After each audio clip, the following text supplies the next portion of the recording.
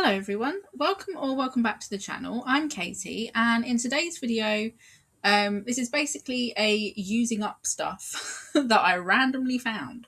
So um, I've been going through my craft/art stash lately, and not only did I find that I had a load of acrylic paint that had gone bad that I had to throw away, I also found this set of wooden coasters that I got from Hobbycraft like 20 billion years ago. So I decided to actually do something with them. So I have been on a bit of a paint pouring kick lately. I've been finding it very, what's the word? Like cathartic, therapeutic, because it's a bit more of I've been doing it on sort of like larger canvases, and it's very like it's a bit more physical when you do it that way rather than just doing it on something small. But as I'm in a paint pouring kick, I decided to just keep that going and paint pour on the coasters. So what I started off doing was just giving them a quick coat of plain old white gesso. If you don't know what gesso is, it's basically a primer for acrylic paint that you can use on paper, wood, pretty much anything, I think. I'm not sure if it works. I don't think it would work on glass or anything like that because you need like specialist glass paint for that. But pretty much anything else, because it's plastic based like acrylic, so anything that plastic will stick to, it will stick to. And I did that just so that I had a white base so that the like colours would be a bit more vibrant. So as you can see, as I'm mixing the colours up, if you've never done paint pouring before, what I'm doing today is called a dirty pour. And you never quite know how it's going to come out, which is kind of how I like it. Sometimes it comes out really good. Sometimes it comes out a bit meh. But you can always just let it dry and pour over it again. You can just keep doing it however many times you want. So when you mix the colours up, you want to have the consistency of like single cream, so that it's sort of like viscous, but it's also quite runny. And so you put the paint in first, and then you put in the pouring medium, and then you put in a few drops of silicone oil, and it's the silicone oil that reacts with the paint and the pouring medium to create that like marbling effect. And sometimes you get an effect called cells, where it looks almost kind of like a lava lamp, which is quite cool. That didn't really happen with this, primarily because the paint I was using, again, was really old. Tip number one, if you are paint pouring, use new paint, and use paint that is as decent a quality as you can afford to get, because you really do need that saturation of the colour. Because when you mix it with the pouring medium, obviously the pouring medium is white, it's going to pastel out a lot of your colour. So that is number one tip. And also, if you use older paint, sometimes it doesn't mix with pouring medium very well, and you get like little clumpy bits, which can be a cool effect if you don't mind that. But if you wanted to perhaps use this as a background and then like paint a portrait over it, you might not necessarily want that like bumpy effect. So that is something else to bear in mind with this. You will also see in this video, in typical me fashion, because I am the clumsiest person alive, on my first paint pour of the first two coasters, I completely missed the coasters and it all just went in the tray. So and I end up actually dipping the coasters in the paint that fell in the tray. If that happens at any point, none of the paint that you use is wasted.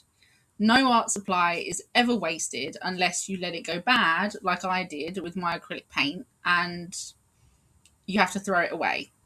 That is the only wasted supply.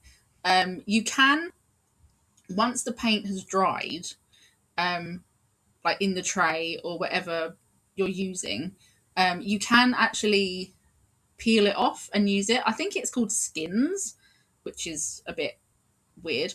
But you can peel it off and use it in other projects, and that is something that I'm going to be showing you how to do in another video. And also, I've just remembered as I'm doing this voiceover, and have edited the rest of the video, that I didn't add any photos in of the canvases. I had some leftover paint, so I decided to pour it on some canvas board, and I didn't actually put that in the video, so that's helpful. So, so in my next video, when I do one showing you how to use those paint skins, I will hopefully remember to show you how the canvas boards came out, because they do look completely different to what you see in the video. That is something else that I will mention as well. If you're paint pouring, don't get too attached to how something looks first off, because you can pour and you think, oh god, that looks really, really cool, and then you come back to it like a day later and all of that cool patterning has completely gone, because until the paint's dry, it will continue to move. So unless it's on a completely flat surface, which I don't have any in the house that I live in, it's a 1960s house. Every floor, wall, the way my desk is, because of the floor, nothing is exactly level. So bear that in mind. If you're working on an unlevel surface, the paint is going to continue to move until it's dry. But again, like I said before, if you're unhappy with how things come out, you can always pour over the top of them, which is the beauty of acrylic paint. So, once these are dried, I discovered that some of the paint had actually gone underneath the coasters, and because the pouring medium is very shiny, sometimes they can, like your projects, like your paint pouring projects, whatever it is, sometimes it can stick together if it's something that's going to be like in a journal maybe, or like this, where something is stacking one on top of the other. So what I did was I trimmed all of the excess paint off from around the edges. You could be fancy and sandpaper the bottom of them. I didn't want to put that much effort into it because this was just like a quick project that I wanted to do. So all I did was I clear gessoed the top. I use Liquitex clear gesso, which is quite grainy, which is fine for this. But I think if you're doing anything where you want a smoother finish, I would recommend the Dina Wakley clear gesso, because it's a lot smoother and it doesn't have that like grittiness to it like Liquitex and a lot of other clear gessos do. So I did that, and then for the bottom I just put some black gesso on, and round the sides I put some turquoise. It was the PBO matte turquoise acrylic, and then I put some, I think it was the Sennelier gold, because that was one of my few really old paints that hadn't gone bad. I put some gold around the edges as well. I still did find they were sticking together a little bit. So once they had completely dried, I did a little trick that I actually found from one of Roxanne Coble's videos, by Bun. I will leave the link to her channel in the description box if you've never heard of her. She does really, really cool stuff. One of the tricks with acrylic paint, especially if you're working in a journal or anything like this where it's stacking on top of one another and worried that it's going to stick together, if you get some talcum powder and just rub a little bit over the surface, it stops sticking together. So that's what I did for the tops and the bottoms of the coasters, and I've been using them fine and they haven't stuck together. So I recommend that. Also, using a matte medium to seal them might be a bit more helpful. It might take that step out. If you have done anything like this before and you can recommend a really good way of sealing this or varnishing it, please leave a comment down below and let me know and let everyone else know, because that would be really helpful.